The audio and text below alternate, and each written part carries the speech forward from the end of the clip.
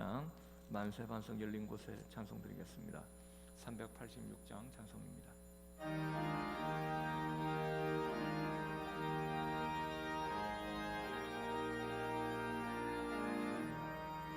만세 반석 열린 곳에 내가 숨어 있으니 원수 마귀 손 못 대고 환난 풍파 없도다. 만세 반석 열린 곳에 내가 편히 쉬리니 나의 반석 구주 예수 나를 숨겨주소서.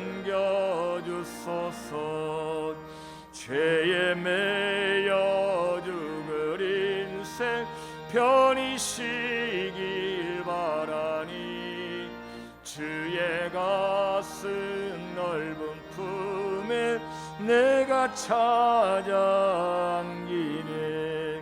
만세 반석 열린 곳에 내가 편히 쉬리니 나의 반석 구주 예수 나를 숨겨주소서.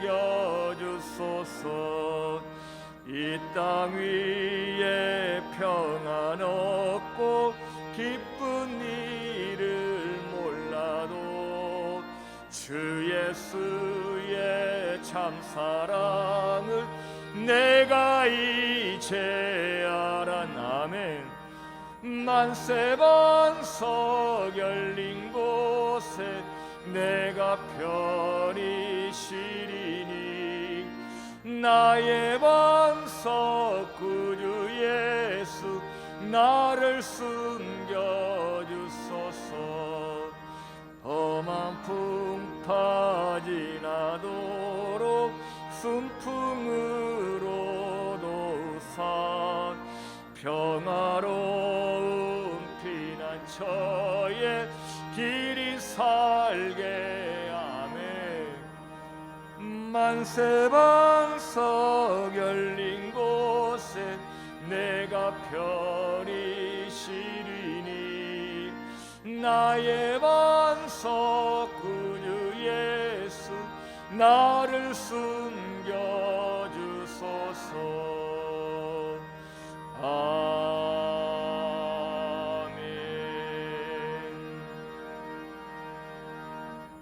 말씀 전하실 목사님과 예배를 위해서 다 함께 기도하시겠습니다.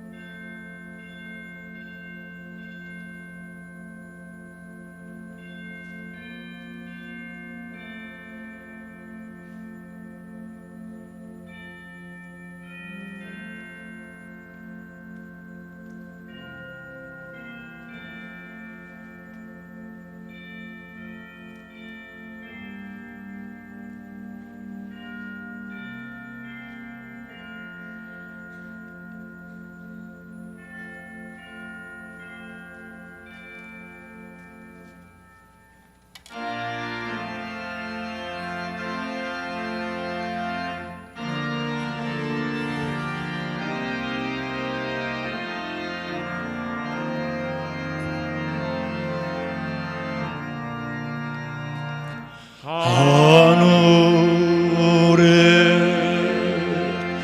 계신 아버지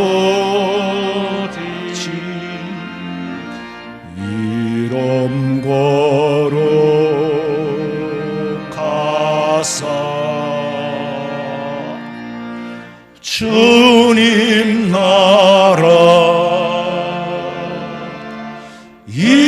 임하시고 뜻이 이루어지이다.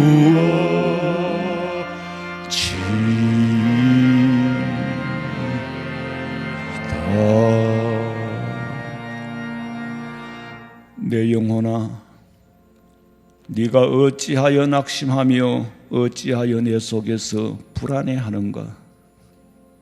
너는 하나님께 소망을 두라.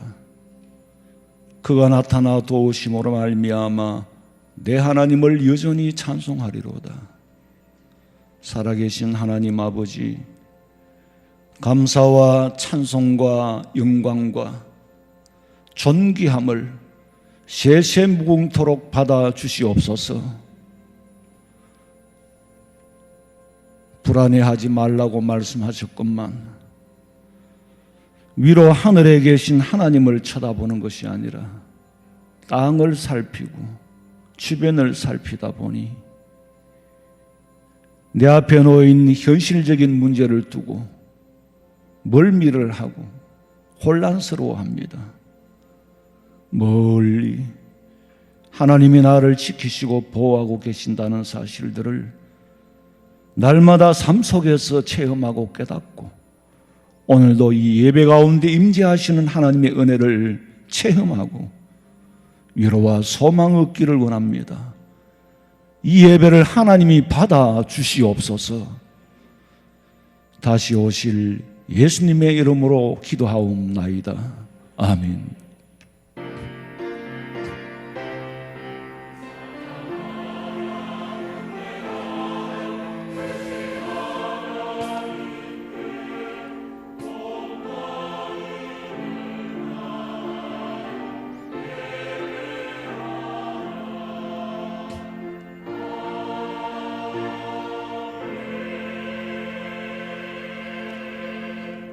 전능하사 천지를 만드신 하나님 아버지를 내가 믿사오며 그 외아들 우리 주 예수 그리스도를 믿사오니 이는 성령으로 잉태하사 동정녀 마리아에게 나시고 본디오 빌라도에게 고난을 받으사 십자가에 못 박혀 죽으시고 장사한 지 사흘 만에 죽은 자 가운데서 다시 살아나시며 하늘에 오르사 전능하신 하나님 우편에 앉아 계시다가 저리로서 산자와 죽은 자를 심판하려 오시리라. 성령을 믿사오며 거룩한 공회와 성도가 서로 교통하는 것과 죄를 사하여 주시는 것과 몸이 다시 사는 것과 영원히 사는 것을 믿사옵나이다. 아멘.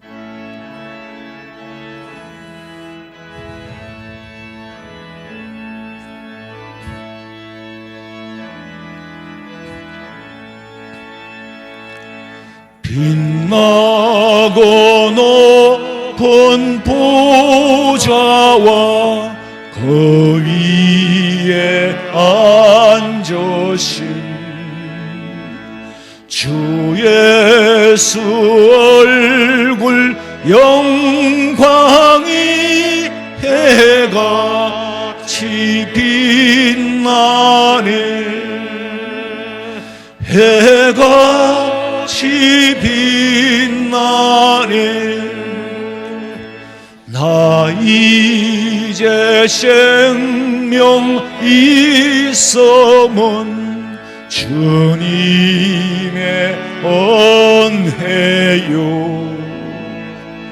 저 사망 권세 이기니 큰 기쁨 넘치네.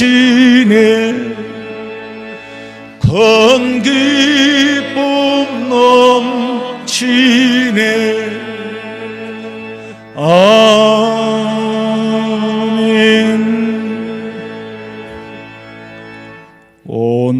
마음이여 여호와께 즐거운 찬송을 부를지어다.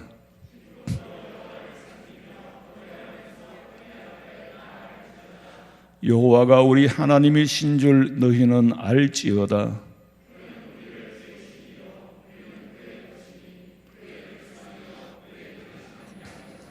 감사함으로 그의 문에 들어가며 찬송함으로 그의 궁정에 들어가서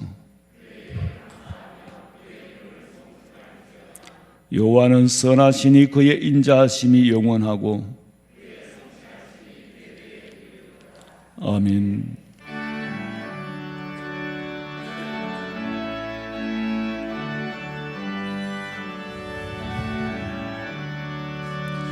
복의 걸음 강림하사 찬송하게 하소서.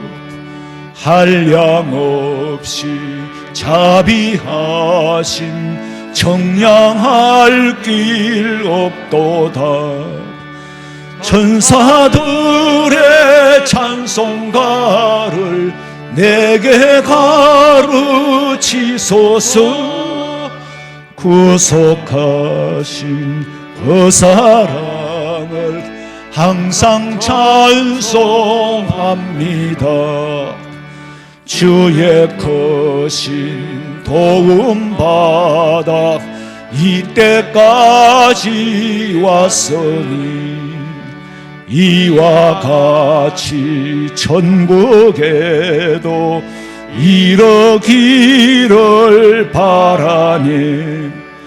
하나님의 품을 떠나 죄에 빠진 우리를 예수 구원하시려고 보혈 흘려 주셨네.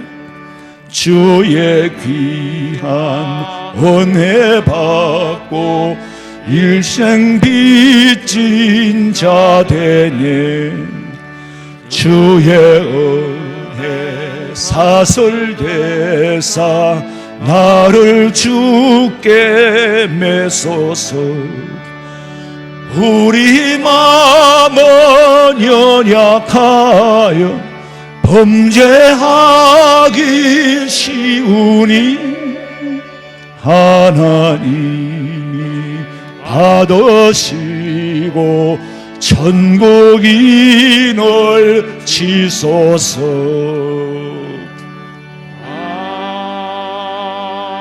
아멘.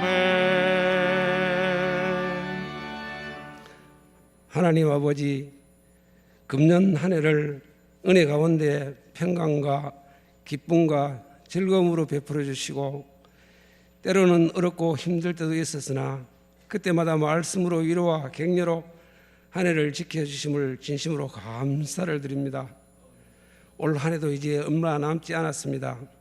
뒤돌아보니 후회되는 일들이 너무나도 많았습니다. 저희들이 귀가 어두워 주님의 음성을 듣지 못했고, 주님께 날마다 간구와 기도로 겸손히 나아감에도 불구하고 겸손하지도 않았고, 기도와 간구도 제대로 하지 못하였습니다. 지난날의 잘못을 회개하니 용서하여 주시옵소서. 이제는 기도로 주님과 대화하게 하시고 주님의 음성을 듣게 하시며 주님의 뜻에 온전히 순종할 수 있도록 은혜 더하여 주옵소서. 하나님 아버지, 이 시간 드리는 예배를 기쁨으로 받아주시고 저희들에게 은혜 받는 복된 시간 되게 하여 주옵소서. 하나님 아버지, 이 나라를 지켜 주옵소서. 이때가 뭔지 모를 정도로 나라가 혼란하고 혼탁하고 어지럽습니다. 먼저 저희들이 하나님께 회개하고 기도할 때 이 나라 이 민족을 지켜 주실 줄 믿습니다. 하나님 공의가 이 나라를 지배하게 하여 주시옵소서. 또한 연초부터 시작된 감염병은 아직도 우리의 몸과 마음을 조이고 우리의 많은 일상을 가로막고 있습니다. 속히 지나갈 수 있도록 인도하옵시며 이로 인하여 고통받는 이들을 위로하여 주시고 속히 예전 모습으로 돌아갈 수 있게 하여 주옵소서. 우리 교회와 가정을 지켜주시옵고 질병 때문에 일상의 삶이 끊어지지 않게 하옵시며 우리의 믿음이 더욱 주님과 함께하는 삶이 되게 하여 주옵소서. 하나님, 우리 교회 각 기관들을 위해 지혜를 다하시어 살아 움직이는 기관으로 주신 사명 최선을 다하는 자하고 잘 감당하고 한 해 마무리를 잘하여 아버지께 칭찬받는 기관들 되게 하여 주옵소서. 하나님 아버지, 우리 목사님 영육간에 강건케 하여 주옵소서. 선포되시는 말씀마다 능력 있는 말씀이 되어 저희들의 심령을 새롭게 거듭나는 역사가 일어나게 하여 주옵소서. 정성 들여 준비한 찬양대의 찬양 기뻐 받아 주시옵고 저희들의 삶이 하나님의 향한 삶이 찬양의 삶이 되게 하여 주옵소서. 다시 오실 예수님 이름으로 기도하옵나이다. 아멘.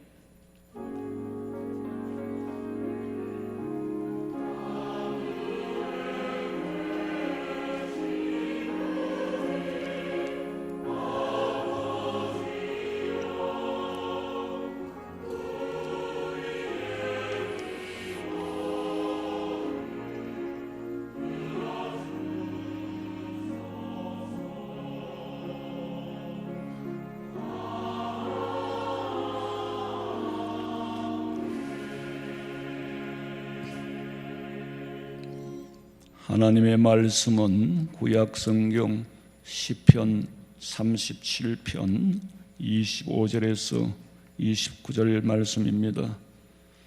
시편 37편 25절에서 29절 말씀 제가 봉독해 드립니다.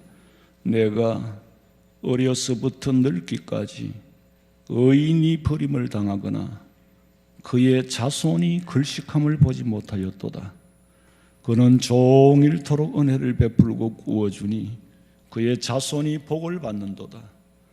악에서 떠나 선을 행하라. 그리하면 영원히 살리니 여호와께서 정의를 사랑하시고 그의 성도를 버리지 아니하심이로다. 그들은 영원히 보호를 받으나 악인의 자손은 끊어지리로다. 의인이 땅을 차지하며 거기서 영원히 살리로다. 아멘. 준비하신 예물 드리겠습니다.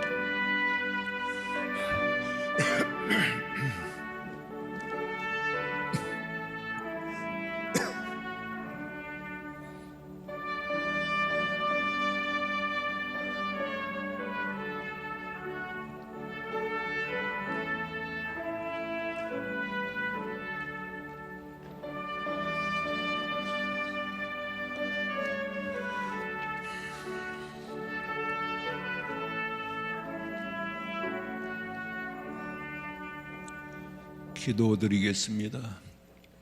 하나님 아버지, 정성을 다하여서 귀한 예물을 드렸사오니 아버지께서 우리의 믿음을 살피시고 물질이 있는 곳에 마음이 있다고 했는데 하나님의 존재를 인정하지 않고서야, 하나님의 은혜를 인정하지 않고서야 어찌 물질을 함부로 아무데나 드리겠습니까?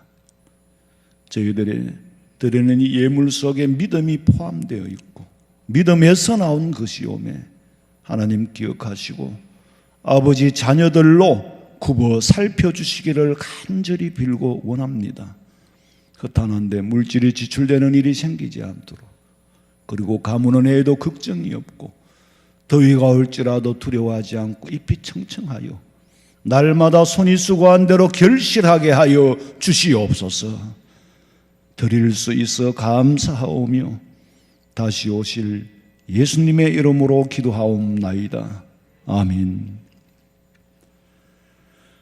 광고 시간입니다. 주보 14면을 참고하시기 바랍니다. 오늘 오후 예배는 선교회 헌신 예배로 드립니다.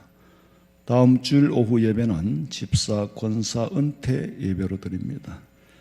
돌아오는 12월 5일 토요일 예결산 당회를 모입니다. 대학 수능시험이 이제 돌아오는 12월 3일에 있습니다. 주보를 참고하시고 우리 학생들을 위해서 기도해 주시기 바랍니다. 강병준 청년을 샤론 찬양대 베이스파트로 임명합니다. 요람사진연락처 사업장 가족관계는 많이 협조해 주시길 부탁드리고, 돌아오는 12월 5일 토요일 10시부터 교회 외벽 종탑 성탄 장식 작업을 합니다. 우리 젊은 청년분들, 전도 회원들 많이 참석해서 좀 협조를 부탁드립니다. 27구역의 양도일 집사님께서 지난 11월 26일 지난 목요일 소천하셨습니다. 유족들에게 많은 위로가 있기를 부탁을 드립니다.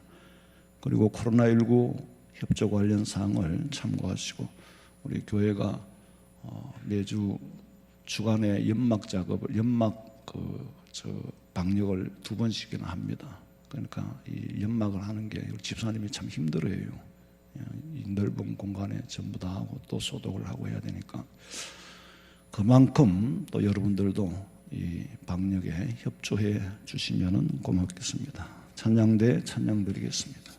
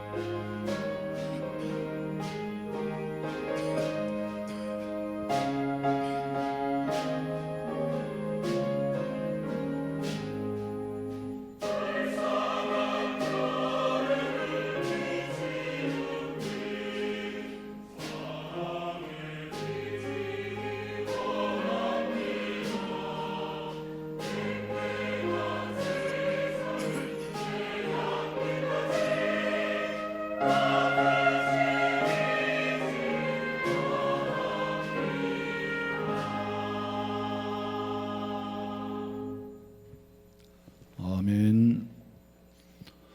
요즘은 참 읽을 책도 많고 홍수같이 쏟아져 나오는 정보도 듣고 하지만은, 옛날에 저희들이 어릴 때는 라디오도 거의 없었어요. 그리고 읽을 거리를 봤자 학교에서 주는 교과서 말고는 읽을 거리가 없어요. 아무리 읽고 싶어도 읽을 거리가 없는 거예요. 그래도 다행히 우리는 초등학교 그 산골 학교지만은 이 사립학교라서 재단이 돈이 많아요.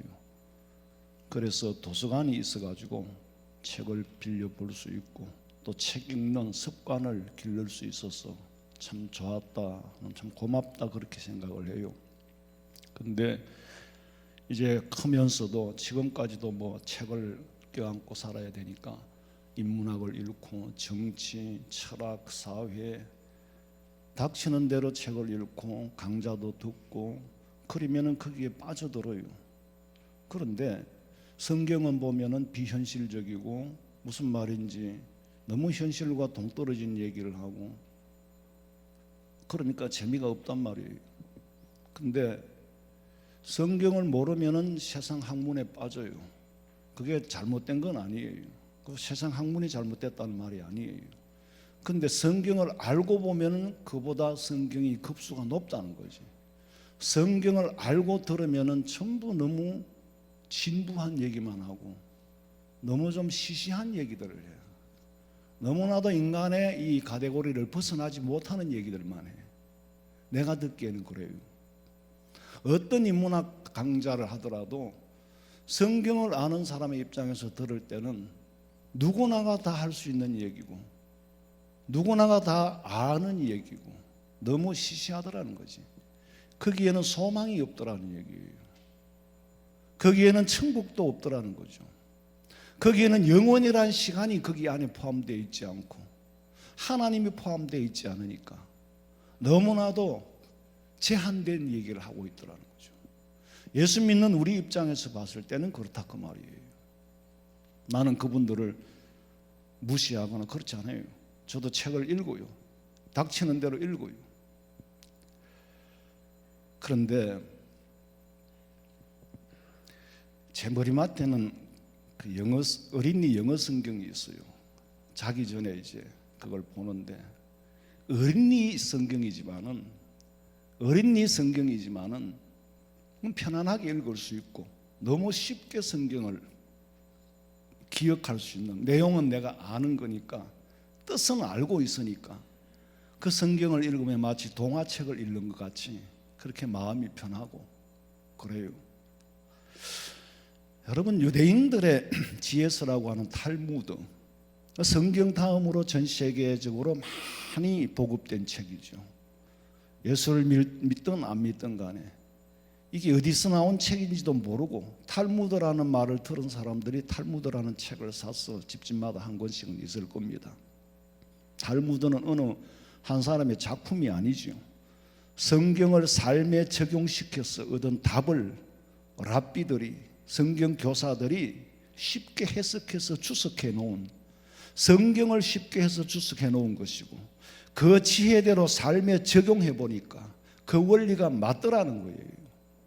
그래서 이 탈무드라는 것은 예수님이 이 땅에 오시기 전에도 구약 성경에 근거해서 삶을 살아봤던 유대인들, 약 300년 전부터 예수님이 이 땅에 오신 이후 약 500년, 그러니까 한 800년 어간에 쓰여진 책이 탈무드라는 겁니다. 그 탈무드도 한 권이 아니에요. 탈무드 안에도 미시나가 있고 그 안에 또 게마라는 게 있어요. 미시나는 사전적인 의미로는 둘째 번이라는 거예요. 성경을 반복하여 가르친다는 거죠. 좀 더 쉽게. 게마라는 것은 또 그 미시나의 주석입니다. 거기는 육부가 있고 또 강론이 있어요. 그래서 이 탈무드를 12우마차에 실을 만큼 분량이 많다는 거예요. 근데 탈무드에 관해서 내가, 여러분들 탈무드는 집에 꽂혀 있는 그 책들이 다가 아닙니다. 책이 그건 아주 단행본이죠. 아주 작은 부분을 좀 더 자기 작가의 입장에서 그 쉽게 풀이해 놓은 거지 그 원본은 그게 아니에요. 왜 아침부터 목사님 탈무드를 얘기하고 어려운 얘기를 하느냐? 알아들어도 상관없고 못 알아들어도 상관이 없지만은 중요한 것은 유대인의 삶의 지혜는 탈무드에서 얻었고 탈무드는 성경을 주의한 책이다. 말씀에 적용시킴이 쉽게 적용시킬 수 있도록 그 탈무드를 적용해서 살아봤더니 그게 맞더라는 얘기예요. 그러니까 유대인의 지혜를 모아서 처음에는 책으로 기록된 게 아니라 구전으로 입으로 전달된 것을 책으로 모은 거예요. 그러니까 우리가 탈무드를 알면은, 탈무드가 가르치는 지혜를 얻으면은 굳이 내가 다른 인생을 체험할 필요가 없는 거예요. 내가 경험해보고 나면 벌써 경험을 5년 동안 했다면 5년은 허비한 거예요. 그러니까 탈무드는 그만큼 축소시켜 주는 거예요. 그 원리가 어디서 나왔습니까? 성경에서 나온 거예요. 탈무드를 읽으면서 그저 탈무드를 외우고 넘어갈 그런 책이 아닙니다. 행동으로 실천하고 삶에 적용시켜야 할 원리를 가르치는 거지, 탈무드를 읽고 지냈다? 나도 많이 읽었어. 읽은 건 아무 의미가 없어요. 성경을 많이 읽었어. 읽은 게 무슨 의미가 있습니까? 삶에 적용하고 실천하지 못한다면 아무 의미가 없습니다. 그리고 내 삶에 아무런 변화가 일어나지도 않아요. 유대인들은 구약 성경을 읽고 마는 게 아니라 실제로 성경 말씀대로 살아요. 탈무드도 마찬가지로 재미로 읽고 지나가는 소설이 아니기 때문에 실천이 없으면 읽거나 마나 그저 우화로 남을 수밖에 없는 겁니다. 유대인들이 나라를 잃고 2000년 동안 떠돌이 생활을 하면서도 살아남을 수 있었던 유일한 방법은 구전으로 전해져 내려오는 바로 탈무드예요. 랍비들로 통해서 배운 탈무드를 삶에 적용시키며 살았다는 거죠. 지금도 사실은 세계를 움직이는 중요한 요소마다 배후에는 전부 유대인들이 다 차지하고 있잖아요. 그 속에는 성경에서 얻은 삶의 지혜를, 탈무드의 가르침을 받고 있기 때문에 영국이나 프랑스에도 그 영국과 프랑스 사이가 별로 안 좋지만 그래도 실제로 무슨 일이 있으면 그 배후에는 전부 유대인들이 다 작업을 하고, 미국을 좌지우지하는 것도 전부 정치, 경제, 사회, 문화까지 전부 유대인들이 다 장악하고 있잖아요.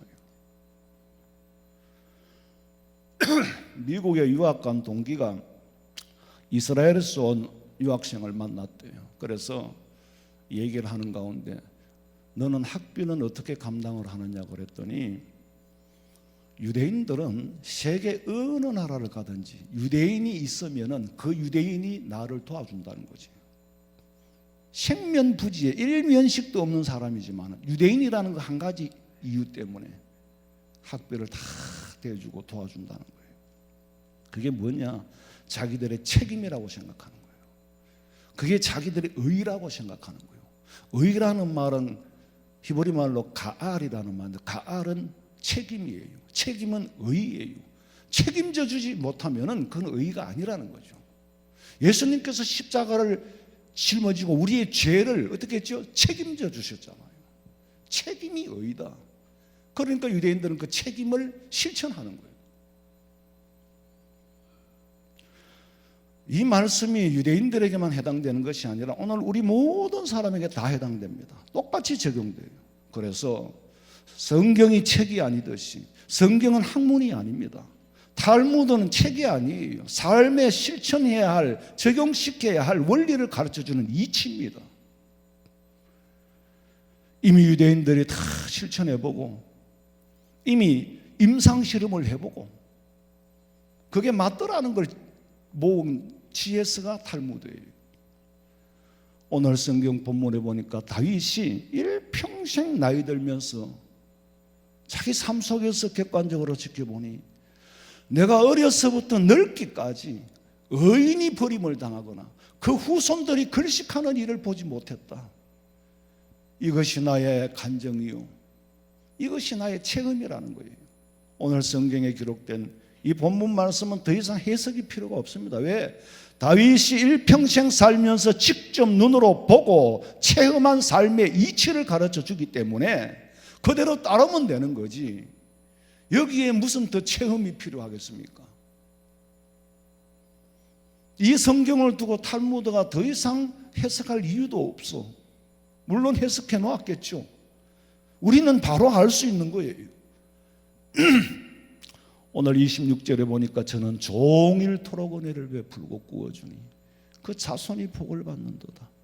종일토록 대문간에 앉아가지고 오는 사람 가는 사람 나눠준다는 얘기가 아니고, 여기서 말한 종이라는 말은 어느 하늘의 원데이, 어느 한 날을 말하는 게 아니고 일평생 동안 베풀고 구워준다.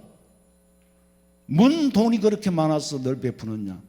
물질을 베푸는 것만이 아니라 마음을 주는 거예요. 내 주변에 많은 사람들에게, 나를 만나는 사람들마다 마음을 주는 거예요. 마음을 주는지 안 주는지는 다 받는 사람이 알아요. 느껴지니까. 은혜를 베풀고 구워준다는 말은 인간다움을 말하는 겁니다. 인간다움. 어느 정신과 의사가 논문을 썼는데, 논문을 쓰려면 통계가 있어야 되잖아요. 그 통계를 집계해 보니까 스스로 죽음을 앞두고 있다라고 생각하는 사람들 중에 병이 들었든 안 들었든 간에 이제는 내가 죽을 날이 가까웠구나라고 생각하는 사람들 중에 공통점이 뭐냐? 첫째가 베풀지 못하고 살았더라는 거죠. 그걸 후회한다는 거예요. 가진 것이 없지만 마음이라도 후덕하게, 마음이라도 주고, 그걸 못하고 살았던 게 돌이킬 수 없잖아요. 그건 언제 해야 됩니까? 할 수 있을 때에 해야 되지. 할 수 있을 지금 해야 되지. 우리가 후회할 때가 되면 이미 할 수 없다는 얘기예요. 두 번째는 풀지 못하고 살았던 거. 인간관계에서 얽히고 설키고 맺힌 상처들, 이걸 풀지 못하고 평생 짐으로 끌어안고 살았더라는 거죠. 풀래야 이미 죽은 사람도 있고, 풀래야 풀 수 없는 먼 거리에 있고, 만나서 풀고 싶은데 그걸 짐으로 안고 산다는 얘기죠. 결국에는 인간이 인간답게 살 때에 복을 받고 사는 거지, 인간하고 동물하고 다른 거는 뭡니까?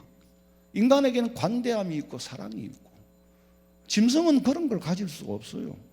관대함을 베풀어야 할 대상은 바로 누구냐? 내 가족만이 아니라 남에게 베풀으라는 거죠. 나하고 관계없는 사람에게 베푸는 거예요. 물질을 베풀으라는 말만은 아니에요. 마음을 베풀으라.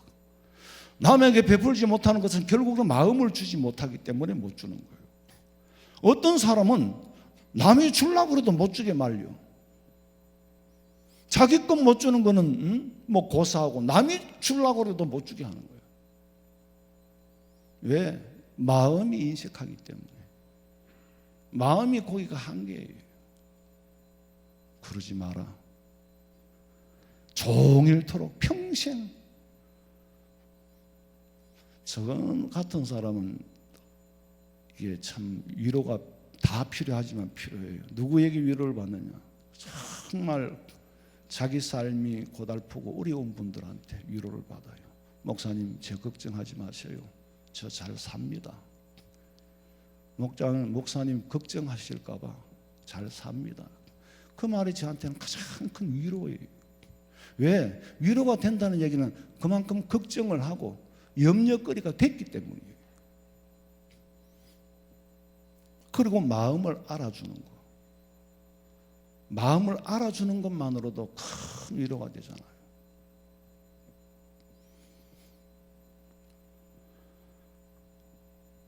마음을 주면은 다 따라가.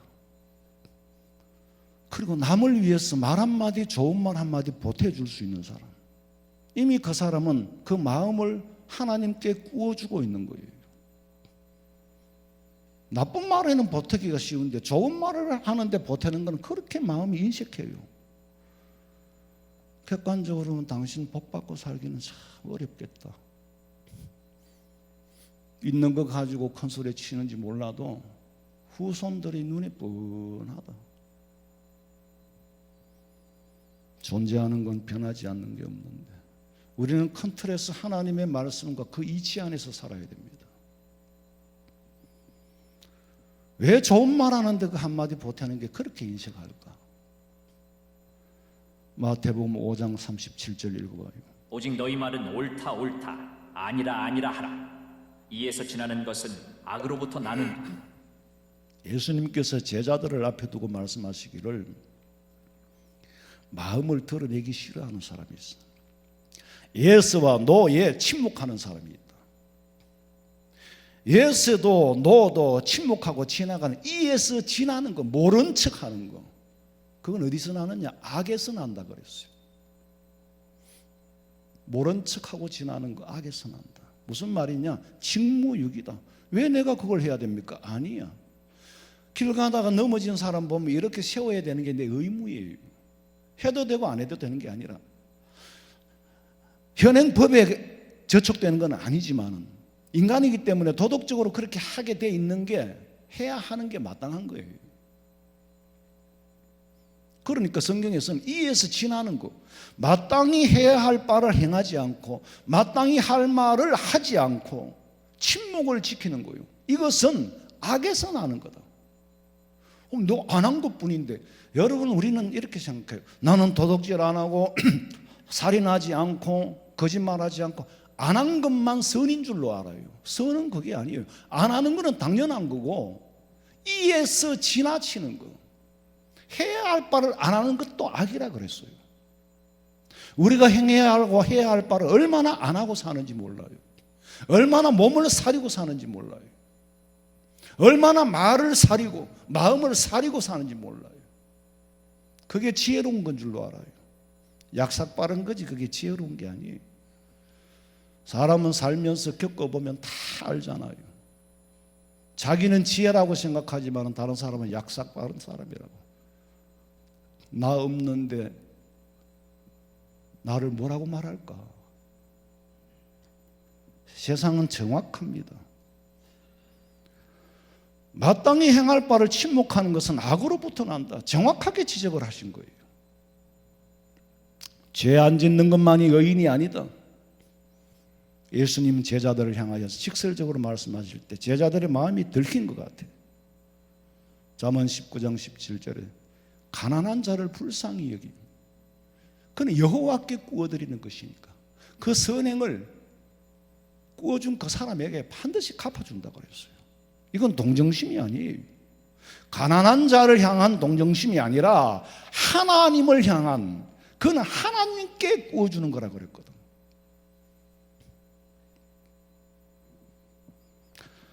여러분, 오늘 성경 본문 말씀은 종일토록 의인의 후손이 의인이 베풀고 구워준다. 이 지금 가만 대상을 생각하면 가난한 사람을 대상으로 한 말씀 같이 보이잖아요. 그런데 그게 아니에요. 그 일을 행해야 할 너를 위해서 하는 말이야. 객체는 바로 납니다. 언론 보면 가난한 사람들을 도와주라, 구워주라. 그런데 그 말씀의 객체, 그 주제는 뭐냐? 나를 향한 말씀이에요. 이것이 네가 가난한 사람을 향해서 하는 일이 아니다. 내게 하나님께서 말씀한 내게 구워주는 거다. 가난한 사람을 상대하라는 얘기가 아니에요. 하나님을 상대하면 그렇게 되는 거예요. 하나님이 갚아주실 거라면 직접 주시지 왜 구워주라고 합니까?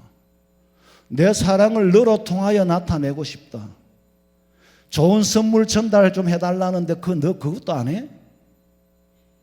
그러면 내가 엄청 줄 거다. 하나님은 누구를 통해서 사랑합니까? 사람을 통해서 사랑해요. 내가 하나님 사랑을 어떻게 합니까? 사람을 사랑하는, 네 이웃을 네 몸과 같이 사랑하는 것이 하나님을 사랑하는 거라고 그랬어요. 하나님의 눈에 보이지도 않는데 우리가 어떻게 사랑합니까? 네 이웃을 사랑하는 것이 나를 사랑하는 거다. 내가 너를 사랑할 때 어느 날 갑자기 직접 나타나셔서 와가지고 내 머리를 쓰다듬어 줍니까? 아니지요. 사람을 통해서 사랑받게끔 만들어요. 사람은 도구로 쓰여지는 거예요. 남에게 구워주고 채워주면 내가 보정을 써주고 내가 갚아주겠다는 거예요. 너하고 나하고 상대하자는 얘기예요. 여러분, 이 말씀이 어떻게 들리십니까? 하나님께서 내가 지금 돈이 없으니까 네가 우선 좀 다다까이 해줘. 좀 대납을 해주면은 내가 갚아줄게. 내가 지금 그 사람을 다스릴 마음이 지금 여유가 없어. 네가 좀 위로해줘. 하나님이 돈이 없어 그렇겠습니까?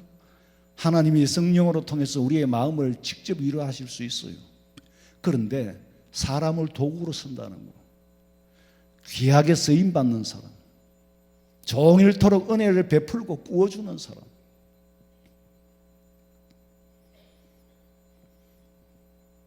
만약에 하나님께서 나한테 대납을 해라 이렇게 들린다면 어떤 답이 나올까요? 하나님, 그러지 마시고 복잡하게 일을 만들지 마시고 직접 하세요. 하나님은 누구를 불편하게 만들겠다는 게 아니에요. 일을 복잡하게 만들겠다는 게 아니에요. 그것이 하나님이 세상을 섭리하는 경륜이에요.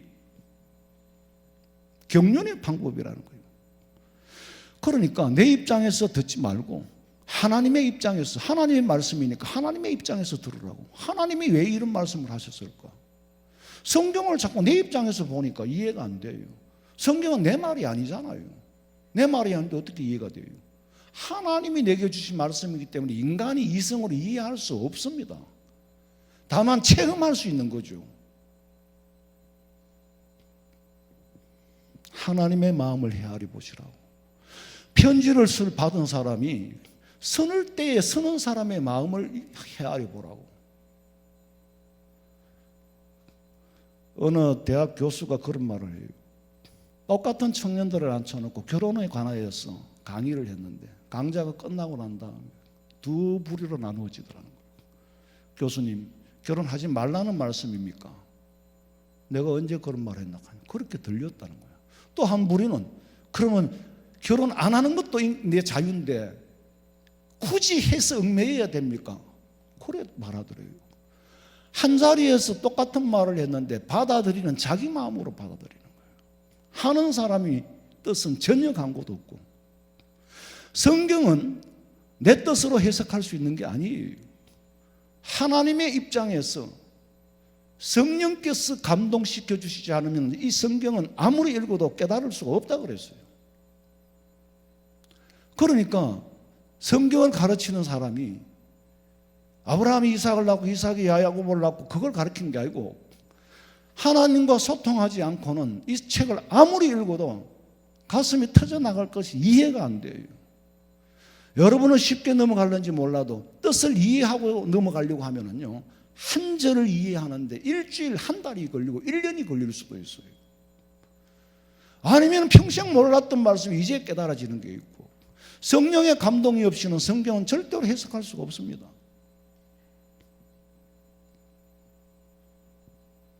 말씀의 객체는 가난한 자예요. 아니라 너를 도구로 삼겠다. 네게 복주고 싶다는 거예요. 부모의 마음은 여러 자식 중에 가장 연약하고 어려운 자식에게 늘 마음이 가 있기 마련이에요. 누구를 더 사랑하고 덜 사랑하고의 문제가 아닙니다. 아버지는 맨날 걔만 사랑합니까? 그런 뜻이 아니잖아요. 아버지 마음은 자식이 여럿이면은 쟤들이 좀 더 연약한 형제, 좀 더 어려운 형제를 돌보고 살았으면은 내가 보기가 얼마나 좋겠어요. 지들끼리 돕고 살면은.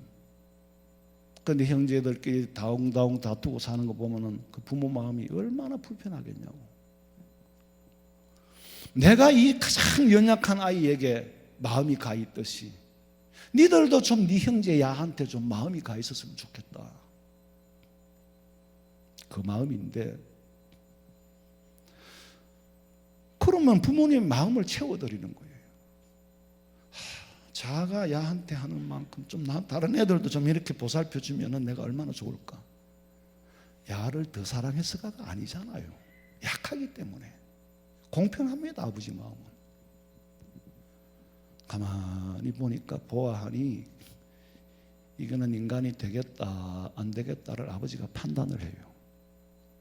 그리고 아버지 유산을 그 아들한테 맡기는 거예요.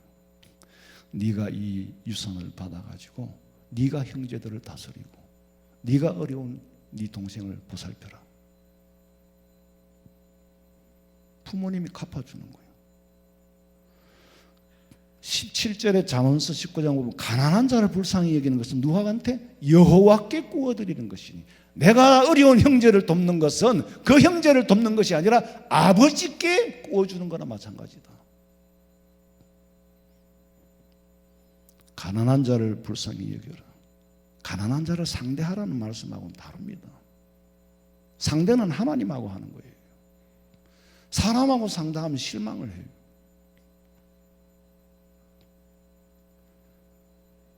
나를 향한 말씀, 내게 복주겠다. 마태복음 25장 34절부터 읽어보세요. 그때 임금이 그 오른편에 있는 자들에게 이르시되, 내 아버지께 복받을 자들이여, 나와 창세로부터 너희를 위하여 예비된 나라를 상속받으라. 내가 줄일 때에 너희가 먹을 것을 주었고, 목마를 때에 마시게 하였고, 나그네 되었을 때에 영접하였고, 헐벗었을 때에 옷을 입혔고, 병들었을 때에 돌보았고, 옥에 갇혔을 때에 와서 보았느니라. 이에 의인들이 대답하여 이르되 주여 우리가 어느 때에 주께서 줄이신 것을 보고 음식을 대접하였으며 목마르신 것을 보고 마시게 하였나이까. 임금님께 하는 말이 오른쪽에 있는 의인들을 향하여서 너는 주었고 너는 하였고 너는 베풀었고 전부 한 것뿐이라고 그래요. 그런데 그 말씀을 듣고 보니까 정작 내가 민망스러워 죽겠는 거예요. 나 한 게 없는데 여러 사람 앞에서 한능 행기 있고 이것도 했고 저것도 했다 그러니까 막 송구스러워 죽겠는 거예요. 몸둘 바를 몰라. 아니 임금님 잘못 보신 거 아닙니까? 너무 듣기가 민망합니다. 임금님이 아니야 40절 읽어봐요. 임금이 대답하여 이르시되 내가 진실로 너희에게 이르노니 너희가 여기 내 형제 중에 지극히 작은 자 하나에게 한 것이 곧 내게 한 것이니라 하시고. 베푼 사람은 베푼 줄을 몰라요. 왜? 그게 자기 일상생활이니까. 마땅히 행할 바를 했는 거고 내가 뭘 마음먹고 한 게 없어. 특별하게 마음먹게 한 게 없는데 했다고 해. 마음먹고 한 거라면 생색을 낼 건데 이 사람은 삶 자체가 그거야. 일상이 그거란 말이에요. 근데 반대로 베풀지 않은 사람도 베풀지 않은 걸 모르고 살아요. 내가 뭐 돈을 아꼈지. 돈만 아낀 게 아니라 마음도 아꼈어요. 안 베풀고 사는 거예요. 마태복음 24장 42절 읽어보세요. 내가 줄일 때에 너희가 먹을 것을 주지 아니하였고 목마를 때에 마시게 하지 아니하였고 나그네 되었을 때에 영접하지 아니하였고 헐벗었을 때에 옷 입히지 아니하였고 병들었을 때와 옥에 갇혔을 때에 돌보지 아니하였느니라 하시니 그들도 대답하여 이르되 주여 우리가 어느 때에 주께서 줄이신 것이나 목마르신 것이나 나그네 되신 것이나 헐벗으신 것이나 병드신 것이나 옥에 갇히신 것을 보고 공양하지 아니하더이까. 이에 임금이 대답하여 이르시되 내가 진실로 너희에게 이르노니 이 지극히 작은 자 하나에게 하지 아니한 것이 곧 내게 하지 아니한 것이니라 하시니니 그들은 영벌에 의인들은 영생에 들어가리라 하시니라. 아니하였고 아니한 것뿐인데 아니한 줄을 모르고 있어요. 왜? 해야 할 게 뭔지를 모르니까. 해야 할 게 뭔지를 모르니까 아니한 게 아니한 줄을 모르게 되는 거예요. 왜 해야 할 바를 안 했느냐? 해야 할 바를 찾지를 안 했어요. 내 거 내먹고 살고 안 해도 불편함이 없는데 그럼 얻을 것도 없지요. 거둘 것도 없고 아무것도 없어요. 네 거 내먹고 살다가 천당 가면은 상급은 하나도 없는 거지. 그거로 끝나는 게 아니라 내가 언제 안 했습니까? 라고 되묻고 따지는 거예요. 모를 수밖에 없지. 안 해도 안 하는 줄은 모르고 살았기 때문에 안 하고 살아도 불편하지 않았고 안 하고 살아도 양심의 가책을 느끼지 않았기 때문에 현행법으로는 범죄 구성 요건에 해당이 안 되지만은 하나님이 보셨을 때 너는 직무유기다.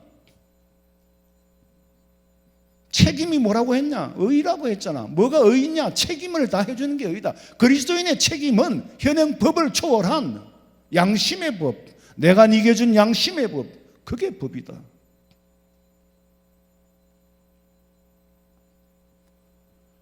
안 하고 살아도 내 삶을 돌아본 적이 없기 때문에 문제는 내 인생의 라이프 스타일을 한 번도 진단을 안 해봤어. 근데 이게 이제 깨달아질 때는 늦었다는 거죠. 내가 죽음 앞에 직면해 있다라고 느끼는 분들은 그제서야 깨닫지만 이미 다 늦어. 살 때 할 수가 없어. 때라는 게 있잖아요. 때는 시간이 아니라 그랬죠.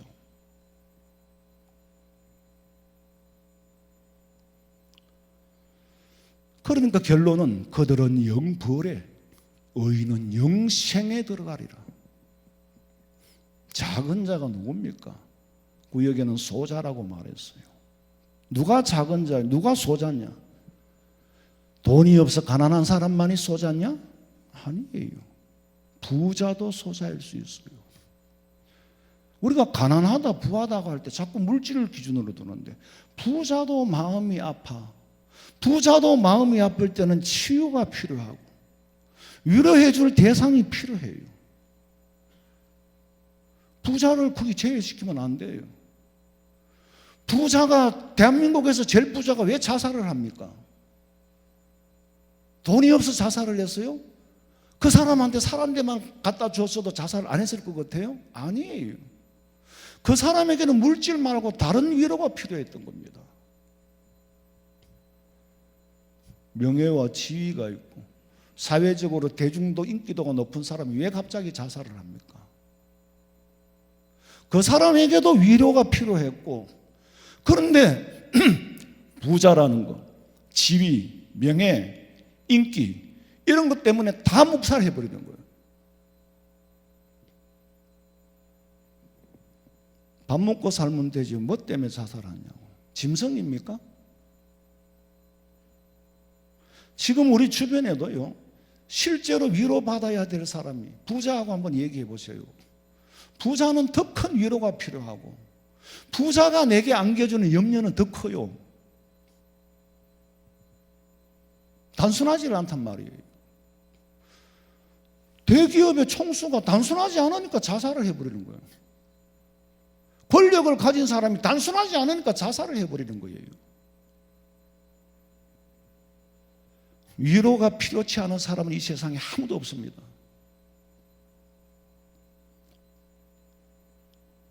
살펴보세요. 환난을 당한 자, 공고함에 처한 자, 눈을 떠보면 위로를 받아야 할 사람이 너무너무 많아요. 내가 기도를 하다가 문득 떠오르는 사람이 있어요. 내가 이 생각날 때 내가 기도를 하고 생각날 때 내가 전화라도 한 통 해야 되겠구나. 그건 내 마음이 아니고 하나님이 스쳐 지나가게 하니까. 기도실에 앉아서 전화를 하면 전화 받는 사람이 울어요. 내 마음이 아니고 하나님이 시키는 양심을 거절만 안 하면 돼. 너무 무디어져 있으면 그런 마음을 주시질 않아. 목사님 얼마나 큰 힘을 받은지 모릅니다. 발가락이 한 잘린 분도 뭐 사람들이 막 살다 보면 그럴 수 있겠지. 근데 한 본인의 입장에서 한번 생각해 보라고. 이거 새끼 발가락 하나만 달라도요, 그런 건데 지장이 많으면 균형을 잡아줘야 되거든요. 하도 환자도 많고 보살펴야 될 사람들이 많으니까 스쳐 지나갈 수도 있지만 두 분만 위로해 주면은요, 나는 당연히 마땅히 해야 할 바니까. 왜? 담임 목사니까. 솔직히 내가 담임 목사인 다른 교회 성도들 위해서 그런 기도를 내가 할 마음이 여유가 없어요. 그럼 난 당연히 해야 될 일을 하는 거지. 그게 뭔 사랑입니까? 근데 받아들이는 게 사람이 사랑으로 받아들이는 거예요. 제가 늘 말씀드리지만 사랑은 하는 것도 은사지만 받는 것도 은사입니다.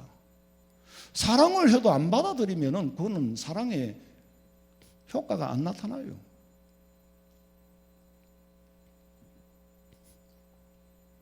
영안이 어두운 사람은 안 보여서 못한 거예요. 안 보여서 못했지 최소한으로 양심으로는 했습니다라고 말하면은 그게 변명이 될까요? 면책의 대상이 될까요? 아니에요. 영안이 어두운 것 자체도 네가 잘못된 거야.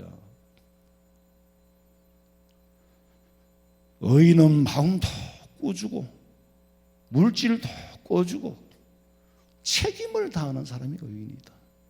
로마서 12장 8절 읽어봐요. 혹 위로하는 자면 위로하는 일로, 구제하는 자는 성실함으로, 다스리는 자는 부지런함으로, 긍휼을 베푸는 자는 즐거움으로 할 것입니다. 각 사람이 각자 책임져야 할 분깃이 있고 책임져야 할 일이 있어요. 데살로니가전서 4장 18절에 보면 그러므로 이러한 말로 서로 위로해라. 말로. 책임져 줄 일도 없고 받을 일도 없다고 생각하면은 그건 인생 혼자 사는 거예요. 혼자 사는 거는 인생 잘 사는 게 아닙니다. 사람은 그래 사는 거 아니다. 사람 그래 사는 게 아니다라는 말을 왜 들어요? 자, 하나님께서 우리를 위하여, 나를 위하여 내게 갚아준다. 갚아주는데 은혜로 갚아주는데 10원을 줬으면 10원을 주겠어요? 아니지요.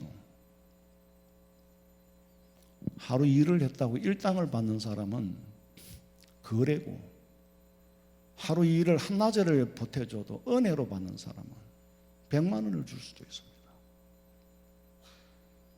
잠언 11장 24절 읽어보세요. 흩어 구제하여도 더욱 부하게 되는 일이 있나니 과도히 아껴도 가난하게 될 뿐이니라. 구제를 좋아하는 자는 풍족하여질 것이요 남을 윤택하게 하는 자는 자기도 윤택하여지리라. 얼마나 직설적이고 쉬운 말씀입니까? 그런데도 체험해보지 않은 사람은 실천하기가 어려워요. 유대인들은 성경을 대하는 태도가 그분들이 어떻게 그 탈무드를 썼을까? 삶에 적용을 시켰거든요. 구체적으로 적용을 시켰고, 유대인들의 전설에, 그 뭐 전설이지만은 실제죠. 사막에 낙타를 타고 지나가다가 사실은 야곱의 후손과 에서의 후손이 비슷하게 생겼잖아요. 참 멀리 낙타를 타고 지나가면서 샬롬하고 인사를 했는데 싹 지나가는데 보니까 유대인이 아니에요. 그래서 가는 사람을 돌려 세워서 내가 아까 당신한테 샬롬을 줬는데 그 샬롬을 돌려주세요. 무슨 물건도 아니고 말 한마디 샬롬이라고 해놓고 뭘 돌려줍니까? 그런데 이 유대인의 생각에는 샬롬 안에는 평강, 샬롬이라는 말은 평강이잖아요. 평강 안에는 물질도 있고 건강도 있고 마음의 평안도 있고, 내가 너한테 그걸 줬으니까 난 너한테는 주기 싫어. 그러니까 돌려달라는 거예요. 그 사람들이, 지금 내가 인심을 말하는 게 아니고 그 사람들이 성경을 대하는 태도가 그렇단 말이에요. 그렇게 구체적으로 살아있는 말씀으로 적용을 하는 거예요. 샬롬을 돌려달라고 하는 그 태도, 그 마음가짐이 칭찬하고 싶은 게 아니라 그 샬롬이라는 말, 성경을 확실하게 구체적으로 믿고 있다는 거예요.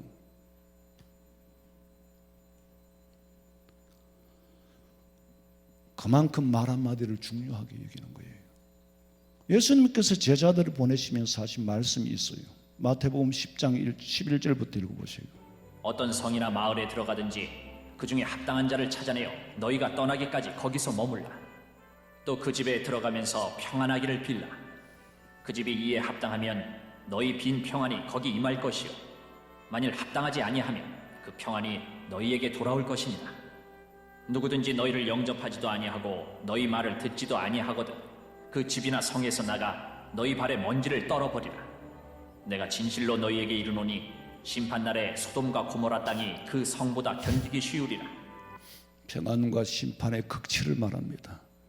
차라리 심판날에 소돔성이 견뎠으면 견뎠지 그보다 더 견디기가 어렵다는 말이에요. 바꾸고 말하면. 옛날에는 대신방을 했어요. 대신방을 하면은 대원들을 모아놓고 가장 먼저 아침에 이 마태복음 10장 11절부터 읽어요. 그리고 신방 대원들의 자세와 태도를 가다듬고 그 집에 들어가서 진실로 평안하기를 빌어요. 먹고 할 일 없이 돌아다니는 사람이 아니잖아요. 그런 이 말씀을 읽고 기도를 하고 갑니다. 신방을 해요. 왜 이 말씀을 읽느냐면 행여나 주님의 이름으로, 소자라는 말은 주님의 이름으로 가는 것 자체가 소자예요. 가난한 사람만 소자가 아니에요. 주님의 이름으로 가는데 기쁘게 영접하지 않고 뭐라 그랬어요? 영접하지 않고, 이 말은 그걸 쾌하게 받아들이질 않고 이러면 발에 먼지를 떨어버리라고 합니다. 저주를 하고 나오라고 그래요, 예수님께서. 그러나 차마 그렇게 할 수는 없잖아요. 그런 일이 생기지 않기를 위해서 기도하고 있는 겁니다. 그러고 가는데 가보면 별일들이 있잖아요. 막 벌써 왔느냐 그러고 막 짜증을 내고 준비가 덜 되는데 왔다 이거야. 그래서 이런 일이 정말 있어서는 안 되겠구나. 신방은 내 마음이지 성도들 마음이 아니구나. 이럴 바엔 차라리 안 하는 게 낫지. 그 집에 안 갔으면은 그렇지 않잖아요. 니를 영접하지 않는 게 아니라 나를 영접하지 않는 거라고 예수님 말씀하셨거든요. 발에 먼지를 떨어버려라. 소돔성이 차라리 그 집보다 견디기가 쉽다. 그런 무서운 말씀이 구체적으로 받아들인다고. 그럼 이게 두려운 거예요. 그래서 그 다음부터는 원하는 집만 신방을 하기로 하죠. 성경에서 말하는 의인은 도덕적인 양심을 가진 사람, 그 사람보다 더 차원이 높고 수준이 높은 하나님이 보시기에 마땅히 행해야 할 바를 행하는 거, 책임을 지는 거, 그 사람을 의로운 사람이라고 불러요. 그 사람을 의인이라고 불러요. 여러분, 내가 조상은 선택할 수가 없어요. 내가 어떻게 조상을 선택합니까? 그러나 후손들에게 좋은 조상이 되어줄 수는 있습니다. 후손들에게 좋은 조상이 되어줄 수는 있어. 가난해도 덕을 쌓고 덕을 물려줄 수 있잖아요. 후덕한 마음. 참, 네 아버지가 가진 건 없어도 덕은 있었지. 인심은 참 후했지. 마음 쓰는 거는 참 크게 썼지. 그게 후손들한테 물려주는 복이에요. 심는 거예요. 의인이 버림을 당하거나 그 자손이 걸식하는 일을 보지 못하였다고 했는데, 여러분, 많이 베풀고 덕을 쌓고 우리가 적선을 해서 천당 가는 건 아니에요. 천당의 문제하고는 별개의 문제입니다. 선을 쌓아가지고 덕을 쌓아가 천당 가는 건 아니에요. 그러나 천국의 시민이라 마땅히 행해야 할 바를 말하는 겁니다. 지금도 우리 주변에는 내 말 한마디가 필요한 사람이 있고, 내 주변에는 위로가 필요한 사람이 있습니다. 지위 고하를 막론하고 어려운 사람, 부자들에게 어려움을 물어보세요. 아무도 물어주는 사람이 없는데 내가 물어봐 주라고. 그 사람이 얘기하는 걸 끝까지 들어주라고. 그러면 그 사람, 그 부자는 내가 그 부자하고 급수가 같아지는 거예요. 이걸 수단으로 쓰면 안 되겠지만, 걱정 근심이 없어 보이는 사람 한번 물어보세요. 걱정 근심이 없는가? 근데 왜 부자들이나 지위가 명예가 있는 사람들한테는 사람이 근처에 접근을 해서 물어보지도 않고 아예 나를 위로해 줄 대상조차 없다라고 이미 단념을 해버리고, 주는 사람도 마찬가지고, 그래서 사회가 이렇게 굳어져 있는 겁니다. 소통이 안 돼요. 뭐라고 하면 배부른 소리 하고 있네요. 뭐라고 말하면 그만하면 됐지. 그보다 더 아픈 사람도 산다. 이래 보면 할 말 없어요. 그러니까 안 하는 거죠. 들어주는 게 내 마음을 주는 겁니다. 그 시간은 내 마음을 주는 거잖아요.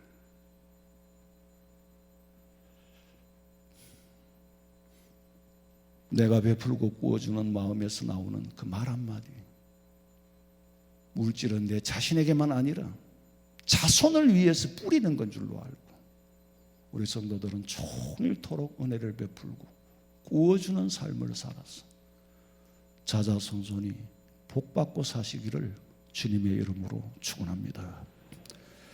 살아계신 하나님 아버지, 우리는 내 것 주는 것도 아니지만 너무 마음이 인색하고, 하나님이 주신 사랑을 베푸는 것도 너무 인색하고, 삶을 돌아볼 여유가 없어 내 현실에 급급하며 쫓겨 살아갑니다.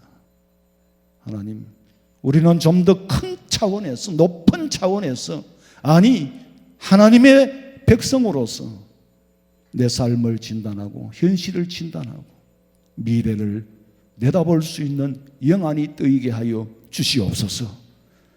날마다 후회할 일을 삼는 것이 아니라 말 한마디라도 덕을 쌓고 후덕한 마음으로 그리스도의 향기를 나타내게 하여 주시옵소서. 이 땅에 다시 오실 예수님의 이름으로 기도하옵나이다. 아멘.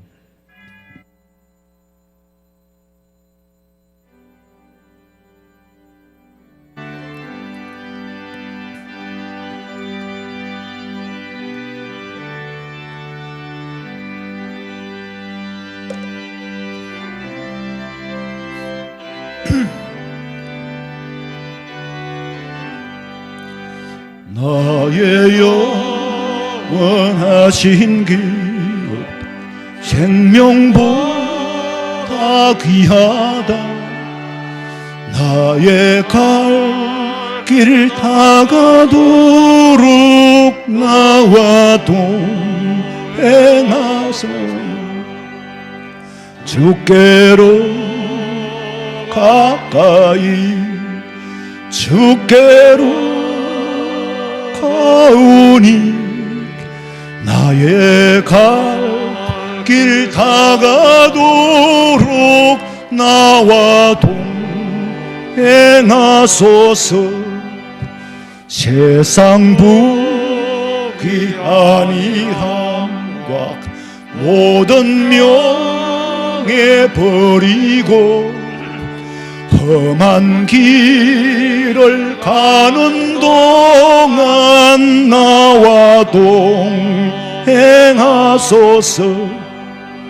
주께로 가까이 주께로 가오니 나의 갈 길 다가도록 나와 동행하소서. 어두운 골짝 지나가며 험한 바다 건너서 천국문에 이르도록 나와 동행하소서.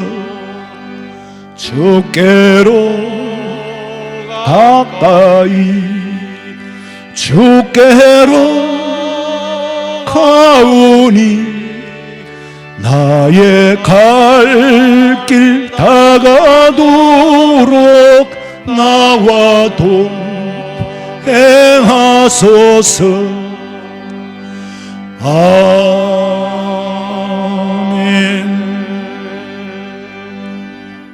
지금은 우리 주 예수 그리스도의 은혜와 하나님 우리 아버지의 그 놀라우신 사랑과 성령의 위로하심과 교통하심이 주의 전에 나와 종일토록 은혜를 베풀고 꾸어주며 살기를 소망하는 우리 성도들의 머리 위에, 가정과 직장과 사업장 위에, 자녀들 머리 위에 지금으로부터 영원토록 함께 있을지어다. 아멘. 아버지 믿습니다.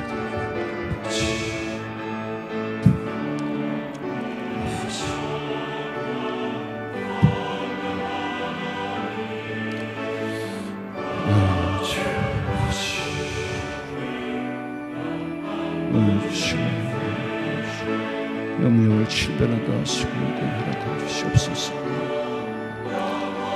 순전히 살게 해 주시옵소서.